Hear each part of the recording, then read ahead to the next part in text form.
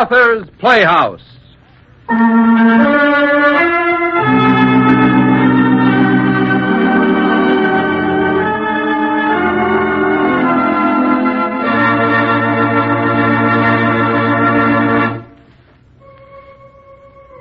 Now listen, Clayton, old chap. Do you expect us to believe that you actually met a ghost in the club last night? That's correct. Not only did I meet the blighter, but I got him out of no end of a jam. You mean that the ghost was in trouble and that you helped him? Of course.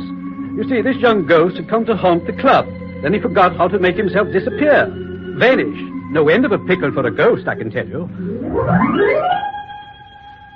Who was this ghost found by Clayton in the Mermaid Club? How did he get into such trouble? Well, for the answers, we take you back to a room in the London Club, where Author's Playhouse presents tonight a story by H.G. Wells, the mysterious, hilarious, madcap tale of The Inexperienced Ghost.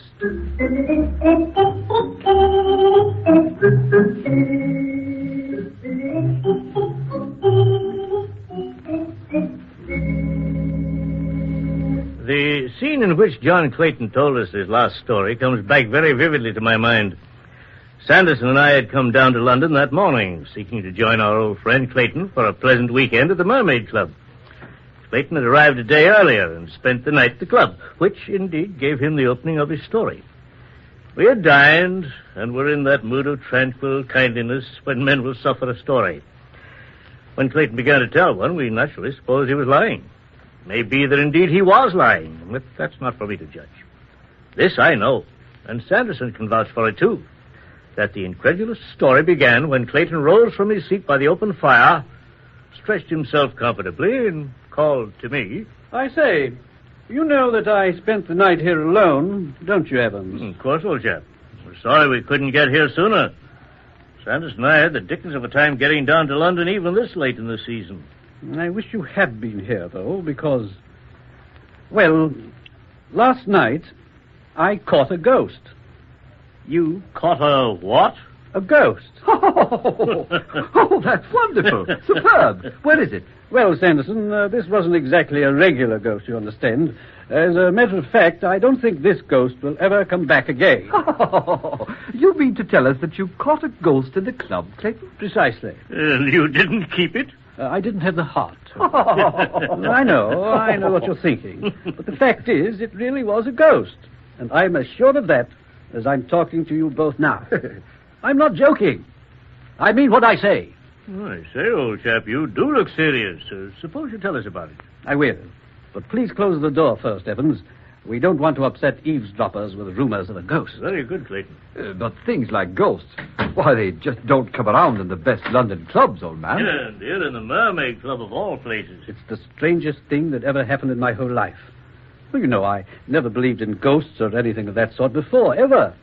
Then before you know it, I bag one in a corner, and the whole business is in my hands. You mean you talk to it? For the space, probably, of an hour. Rather chatty? The poor devil was in trouble. Really? Oh, I say, what sport? Not at all. As a matter of fact, he turned out to be a very weak character. I felt quite sorry for him at first.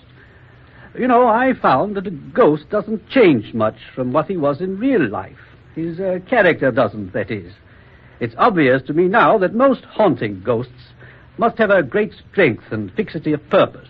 In order to haunt, a ghost must be a veritable monomaniac and as obstinate as a mule. Otherwise, he'd never come back again and again, would he?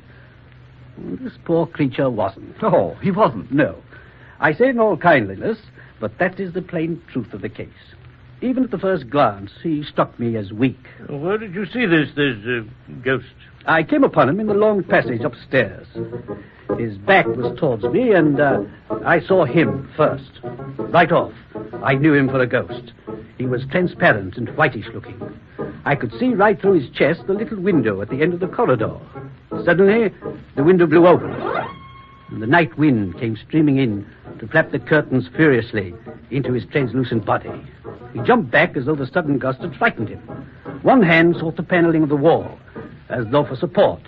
The other fluttered to his mouth. He was lean, with scrubby hair, thin neck, bad shoulders, baggy trousers, an altogether pitiful sight.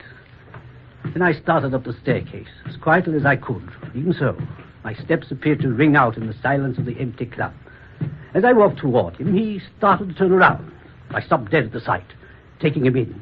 I wasn't a bit afraid. I was surprised and interested. Then he turned on me sharply. I saw the face of an immature young man, a weak nose and feeble chin. We stood for an instant, facing each other. Then he seemed to shiver with fear and almost turned to run. As I looked at him rather curiously, he appeared to gather his nerves together, as though remembering his high calling as a ghost. Drew himself up, projected his face, raised his arms, and spread them in the approved ghost fashion, and came towards me, his little jaw dropping. It sounded ridiculous, almost funny. Being alone in the Mermaid Club, I had had 4 or 5 whiskies for company, and I was as solid as a rock, and no more frightened than if I'd been assailed by a frog.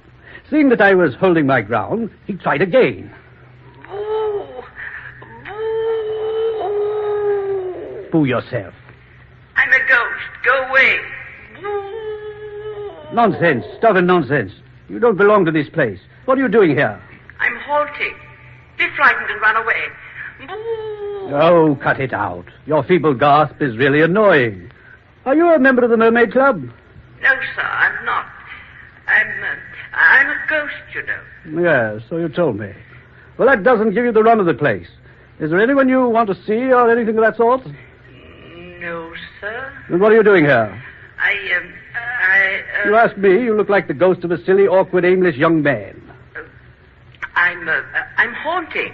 Well, you haven't any business to. Not in the club. You've already admitted you aren't a member. But I'm a ghost. A real ghost. That may well be. But this is a respectable private club in London. You can't stroll about the halls in a careless way like this. Why, you could easily scare the members out of their wits. I suppose you didn't think of that, did you? No, sir, I didn't. Well, you should have. You haven't any claim on this place, have you? No, sir. I mean, you weren't murdered here or anything of that sort? No, sir. I only thought, being that this place is old and oak-paneled... That is no excuse. Your coming here is a mistake. If I were you, I'd vanish immediately. Well, the fact is, sir... I'd vanish, and immediately. That's the point. I can't. You can't? No, sir. That's something I've forgotten. I've been hanging around here since midnight last night, hiding in the cupboards of the empty bedrooms and things like that. I'm flurried. I've never gone haunting before, and it seems to put me out. Put you out? Yes, sir. I've tried several times, and it doesn't seem to come off. I wave my arms about in the right manner, I think, but one of the movements must have slipped my mind. I just can't make myself vanish. What's that you say? I just can't make myself vanish. Well, now, brace up, old chap. It can't be as bad as all that. Here, let me take your arm. Whoop. My hand went right through you. Oh! Wake up the servants downstairs. Now, gather yourself together and follow me into my room. We'll talk this matter over. All right, but it won't help. I just can't disappear.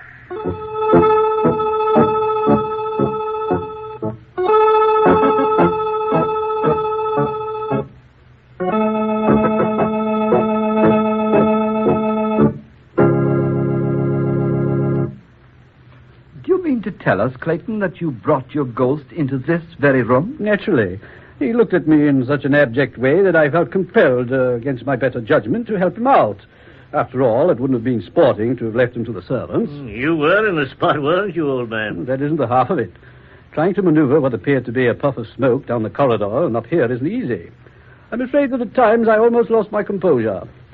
Anyhow, I remember going into several bedrooms. It was lucky I was the only person in this wing, that I finally found my traps and knew that we were on home ground. After we were comfortably settled in my room, my ghostly friend refused to sit down. Instead, he preferred to flit up and down the room. In a little while, we were deep in a long and serious talk. He explained that one had to make a series of passes and complicated gestures with the hands, And that's how he had materialized and come in, and that's how he must get out. It was a weird conversation, but I could see the gleam of the copper candlestick through him, the light on the brass fender, and the corners of the framed engravings on the wall. Although he didn't possess a particularly honest face, I could see that he was telling me the truth. Then he started to moan. I just know I'll never get back. I don't know what I'm going to do now. I'll never get back. You get back to where? Where I came from, I can't tell you anymore. You mean you can't tell me what it's like, over there? Oh, no. It's against the regulations. It does seem to me that you got yourself into a very awkward position, old boy. I'm really a dismal failure. A dismal failure. Have been all my life, really. Do you know, I've always failed in everything. I couldn't win in games or pass examinations at school or anything. What were you back in my world? I was a senior English master in a London private school. How did you become a ghost? Well, I went down into the basement one night with a candle to look for leakage of gas. Married? Unengaged. The gas incident blew that up, too. And I'm miserable now. They stuck me in with a group of very young ghosts. Really children, you know. And all they think about is going haunting and things like that. They seem to think haunting is a tremendous adventure. And tonight was your first time? Yes. And you saw how well I made out. They told me it would be a wonderful lark. Some lark. Just another dismal failure to add to my record. Nothing else. Now, don't brood on these things too much. The thing you've got to do is get out of this.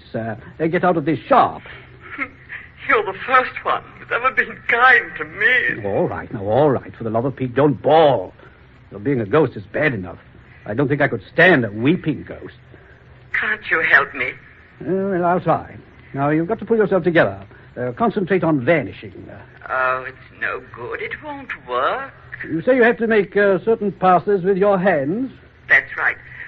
But I've forgotten. No more of that sort of talk. Now, you try. Try. Yes, sir. I'll try.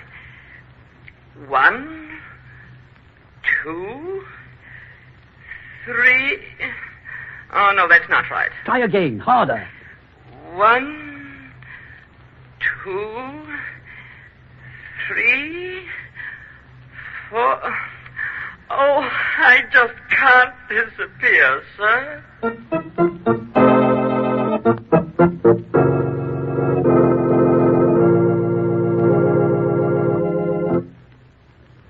Well, fellows, as you can understand, it was quite a situation. Now, hold on a minute, Clayton. What exactly did you want your ghost to try? Well, passes, of course. Passes? What do you mean, passes? A complicated series of gestures and passes with the hands. That's how he'd come in, and that's how he had to get out. Lord, what a time I had. My dear Clayton, how could any series of passes I tell you, Evans, I don't know how. All I know is that you do passes, and he did at least. Did you observe them? Oh, yes, I certainly did. There we were, I and this vague ghost.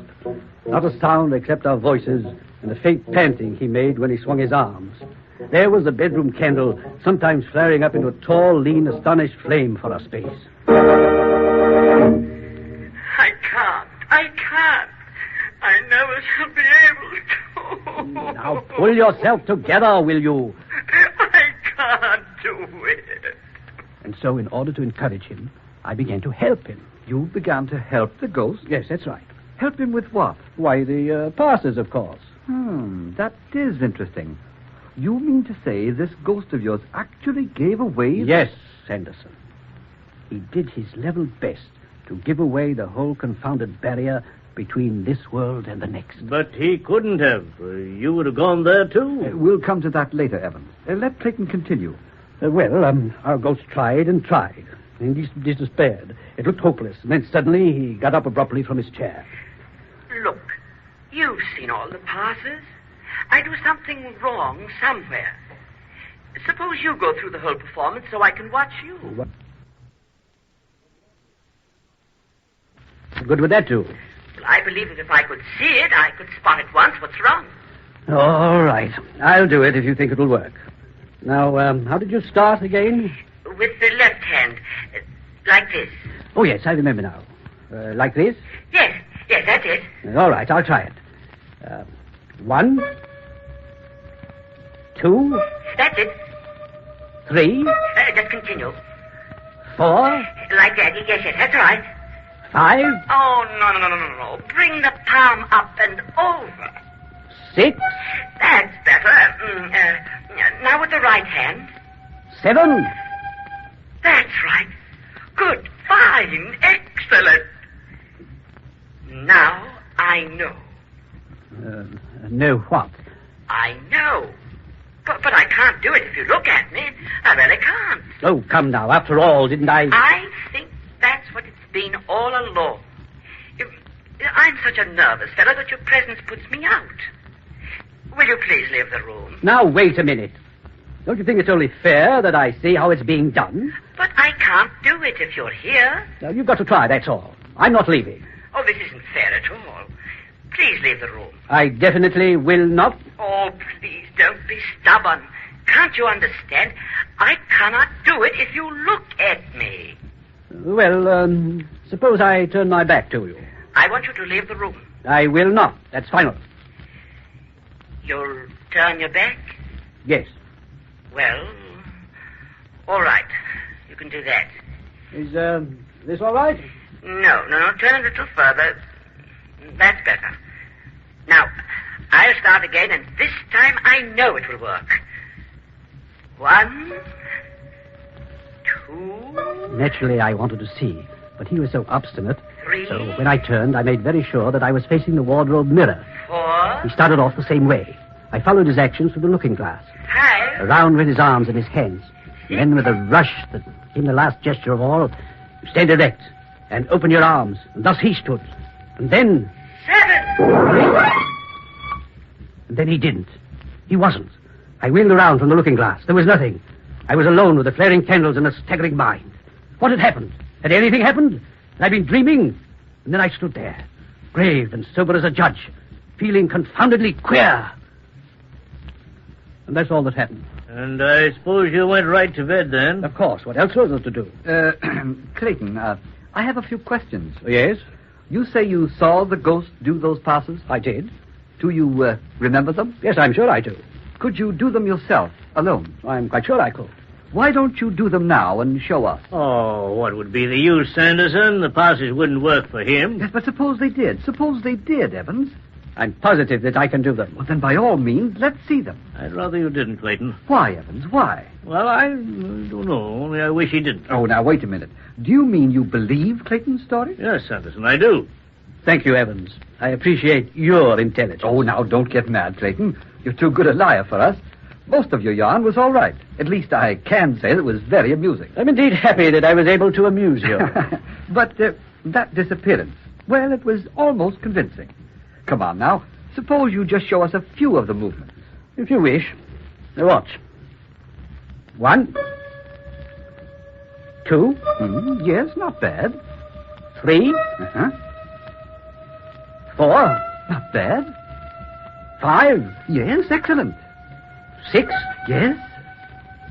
7. Yes.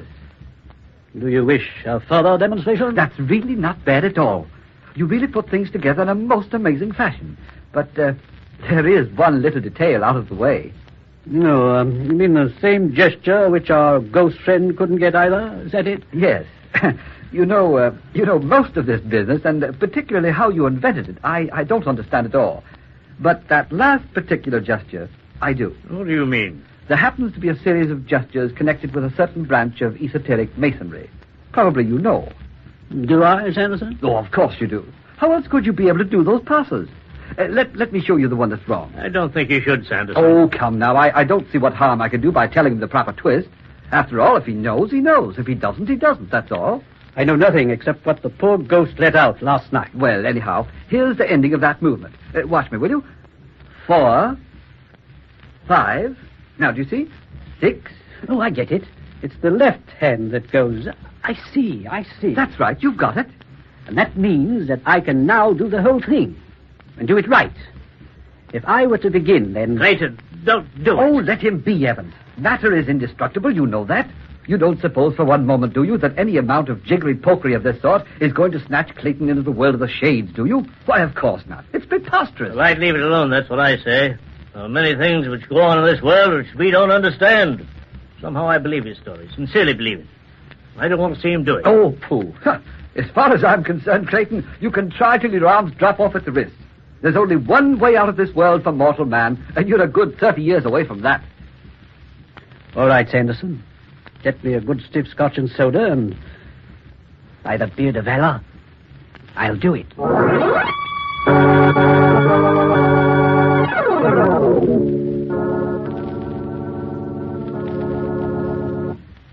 Are you quite ready now, Clayton? Don't do it, please. Listen to me for once. You don't know what you're dealing with. There are many things which we're not supposed to know. To tamper with them only means that You're right in believing me, Evans. But you don't have to worry about anything. Yes, Sanderson is all wrong. I did tell the truth, and I do know the passes. I shall do them, and I shall vanish. I shall get to the last gesture, and as it swishes through the air, presto, this hearthrug will be vacant, this room will be blank amazement, and a respectably dressed gentleman of 40 will plump into the world of shame. You won't succeed, Clayton. I certainly will. But, man, the whole thing is against all common sense. I decline to argue any further. Let me finish this scotch, and then let the thing be tried.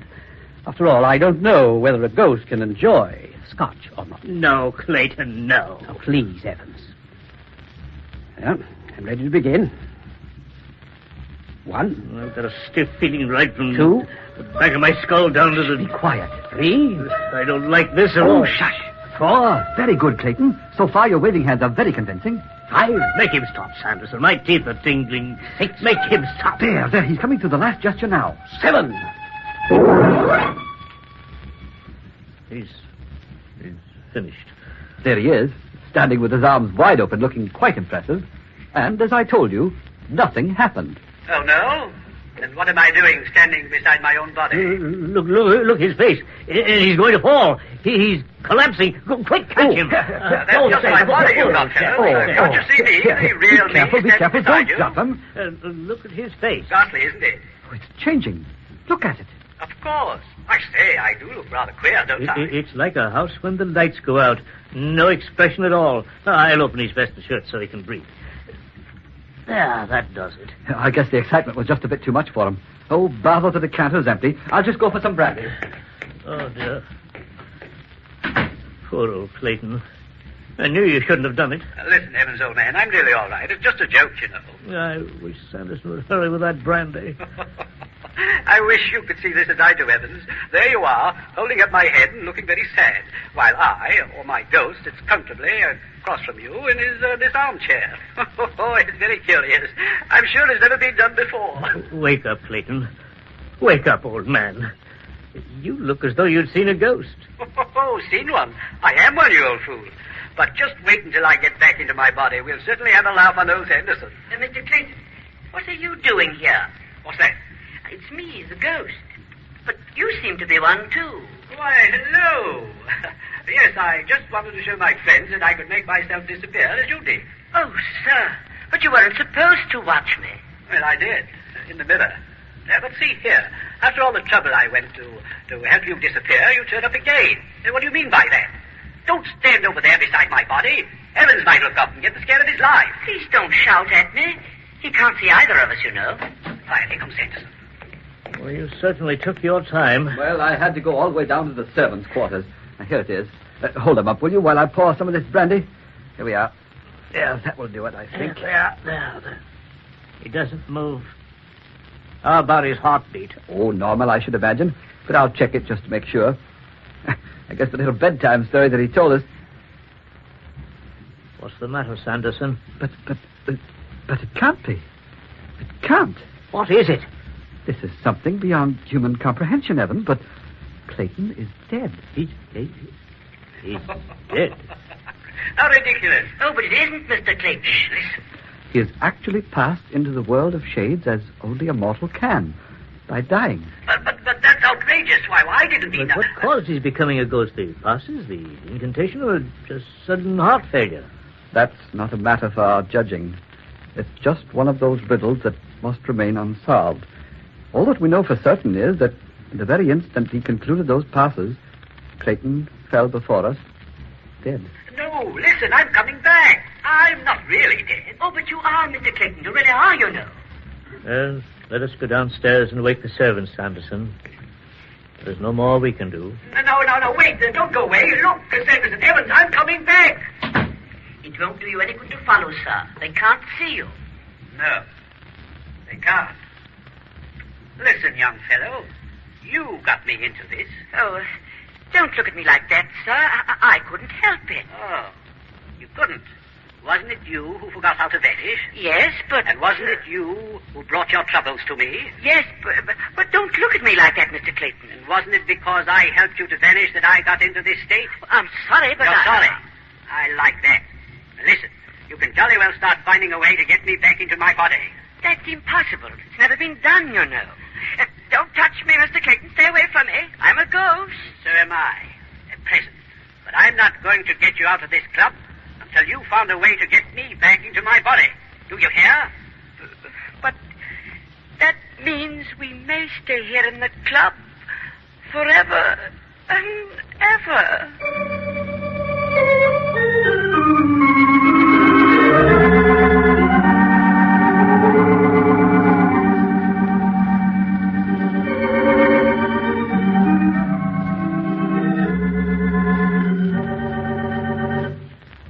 You have heard H.G. Wells' story, The Inexperienced Ghost, adapted for Authors Playhouse by Guy DeVry and directed by Mr. Norman Felton.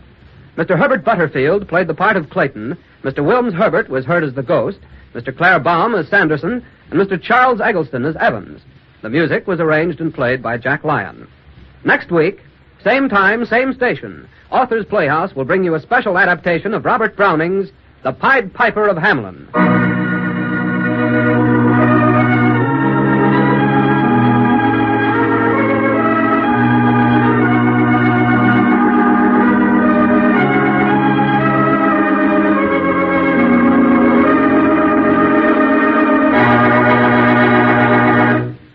This is the National Broadcasting Company.